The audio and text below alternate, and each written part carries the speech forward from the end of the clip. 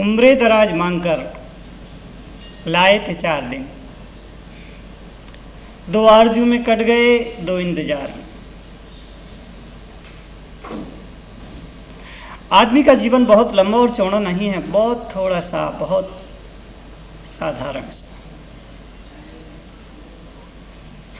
4 दिन का जीवन लेकर के, 4 दिन की जिंदगी लेकर के आदमी इस जगत में आता है, पृथ्वी पर आता है, ब्रह्मांड में आता है। केवल 4 दिन, उन 4 दिनों में 2 आरजू में कट गए 2 इंतजार में।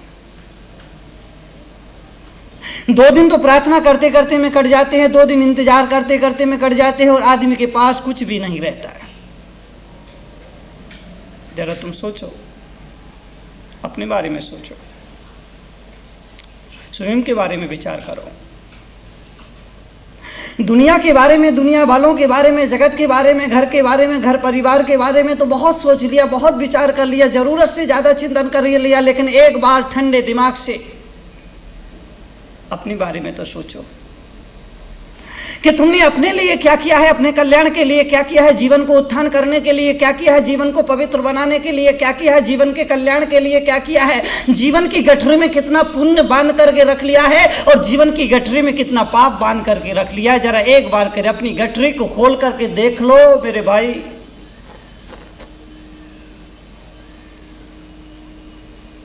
तुम्हारे पाप की गठरी तो बहुत मोटी हो गई है, बहुत मजबूत हो गई है, बहुत भारी हो गई है, बहुत बड़ी हो गई है। पाप की गठरी तुमने इतनी मजबूत बना ली, इतनी भारी बना ली, इतनी बड़ी बना ली कि उठाने से उठ नहीं रही है। उठाने जाओगे तो उठ नहीं रहेगी, उसका भार बहुत ज्यादा हो गया है। और पुण्य की गठरी में कुछ भी नहीं, खाली है, खलास।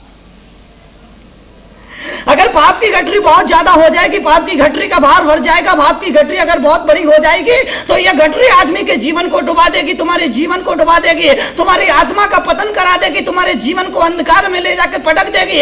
इसलिए उस पाप की भारी गठरी को थोड़ा सा हल्का कर लो। ध्यान रखना, पाप और पारा कभी पछता नहीं। अगर कोई आदमी पारा खा ले तो वो पारा पछता नहीं है, उस इसी तरह अगर कोई आदमी पाप कर ले तो वो पाप भी आदमी को पछता नहीं है, वो देर सवेर जरूर प्रकट हो जाया करता है। पाप व्यक्ति के पीछे पीछे ऐसे चलता है जैसे व्यक्ति के पीछे पीछे उसकी परछाई चलती है, और मम्मी के पीछे पीछे उसका पप्पू चलता है, और शिष्य के पीछे पीछे उसका गुरु के पीछे पीछे उसका शिष्य चलता है, और भगवान के पीछे पीछे भक्त चलता है। मैं आपकी ही तरफ देख रहा हूं और आपसे ही कह रहा हूं।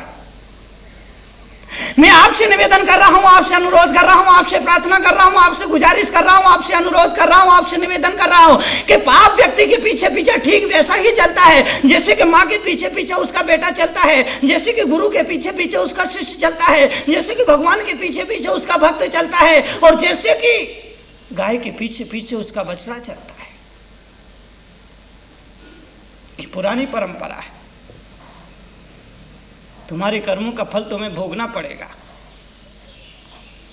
व्यक्ति के कर्मों का फल व्यक्ति को ही भोगना पड़ता है। इसलिए आदमी को बुरे कर्म करने से पहले, पाप करने से पहले, गलत काम करने से पहले उन कामों के अंजाम के बारे में सोच लेना चाहिए, उनके परिणाम के बारे में सोच लेना चाहिए, उनके दुष्परिणाम के बारे में सोच लेना चाहिए, उनका फल क्या होगा इस पर अच्छी तरह से सोच विचार कर लेना चाहिए, क्योंकि देर सवेर पाप का फल जरूर मिलता है।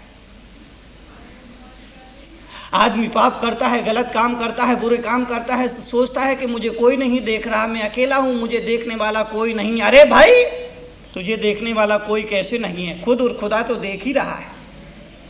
और तुझे कोई देखे, दुनिया वाले देखे, दुनिया वाले देख पाए ना देख पाए, दुनिया वाले की नजर में आ पाए ना आ पाए, कानून की पकड़ में आ पाए ना आ पाए, कोई जरूरी नहीं है। लेकिन इस ब्रह्मांड में, जगत में, धरती पर, धराधाम पर, पृथ्वी पर, पृथ्वीमंडल पर 2 लोग तुझे जरूर देख रहे हैं। कितने की एकांत में, अकेले में, व्यक्तिगत रूप से तू अपराध करेगा, पाप करेगा, 2 लोगों की जानकारी में जरूर होगा। एक तो तुम खुद होगा, और एक वो खुदा होगा, एक वो परमात्मा होगा, एक वो भगवान होगा, एक वो ईश्वर होगा, एक वो तीर्थंकर होगा। ये 2 लोग देखने वाले जरूर हुआ करते हैं,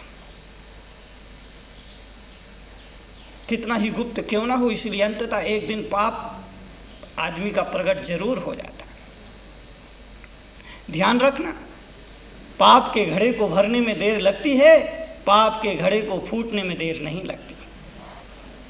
पाप के घड़े को भरने में देर लग सकती है, महीना भर लग सकता है, 1 साल लग सकता है, 10 साल लग सकता है, 1 जीवन लग सकता है, 10 जीवन लगता है। पाप के घड़े को भरने में वक्त लगता है, लग ही जाता है, लग ही जाना चाहिए। लेकिन पाप का घड़ा जब भर जाता है तो उस घड़े को फूटने में देर नहीं लगती है। पलक झपकते फूट जाया करता है, मिनट भी नहीं लगता है, 1 सेकंड में फूट जाया करता है। तो इस बात को हमें सही याद रखना कि पाप के घड़े को भरने में तो देर लग सकती है, लेकिन पाप के घड़े को फूटने में देर नहीं लगती है। भरते ही फूट पड़ता है।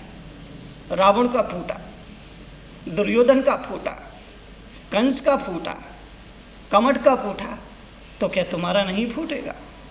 अगर आप इस भ्रम में है, इस भ्रांत धारणा में, इस गलतफहमी में है कि मेरा पाप का घड़ा नहीं फूटेगा, तो इस भ्रम को बदल लीजिए, इस संस्कार को बदल लीजिए, इस धारणा को बदल लीजिए। अरे जब बड़े बड़े तानाशाही राजाओं, सम्राट, चक्रवर्तियों का पाप का घड़ा भी भर करके फूट गया तो तुम्हारा अवश्य फूटेगा, इसी जीवन में फूटेगा, आज नहीं तो कल फूटेगा, लेकिन वो पाप का घड़ा जरूर फूटता है। ये भारत की संस्कृति है, भारत का सिद्धांत है, ये कर्म सिद्धांत है कि जिसका पाप का घड़ा भर जाता है वो बड़ा घड़ा जरूर फूट जाया करता है।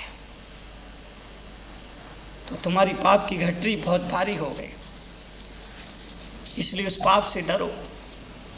दुनिया में, जगत में, ब्रह्मांड में और किसी से डरो ना डरो कोई जरूरी नहीं है, लेकिन आदमी को पाप से जरूर डरना चाहिए। मैं लोगों से कहता हूं अपने बाप से डर ना डर तेरी मर्जी, लेकिन उस बाप के बाप यानी पाप, उससे हर आदमी को जरूर डरना चाहिए।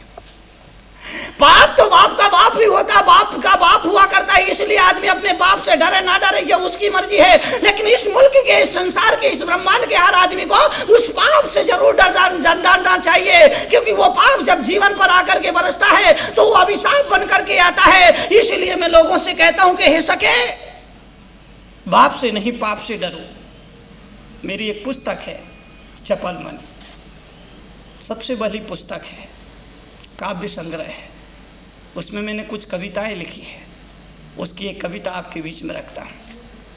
हे सखे बाप से नहीं पाप से डरो, पाप है सदा दुखदाई, पुण्य है सदा सहाय, पुण्य की बदौलत थी दुर्लभ मनुष्य पर आई पाई, पुण्य की बदौलत ही दुर्लभ मनुष्य पर आई पाई, वरना पापियों की कौन करता रक्षा, मांगता है भिक्षा या चलाता रिक्शा। और फिर जैसे मुनीम के बाप नहीं होते, पाप कभी माफ नहीं होते, और फिर जैसे मुनीम के बाप नहीं होते, पाप कभी माफ नहीं होते, आकाश में खम्भे नहीं होते, आकाश में खम्भे नहीं होते, छतरी निकम्मे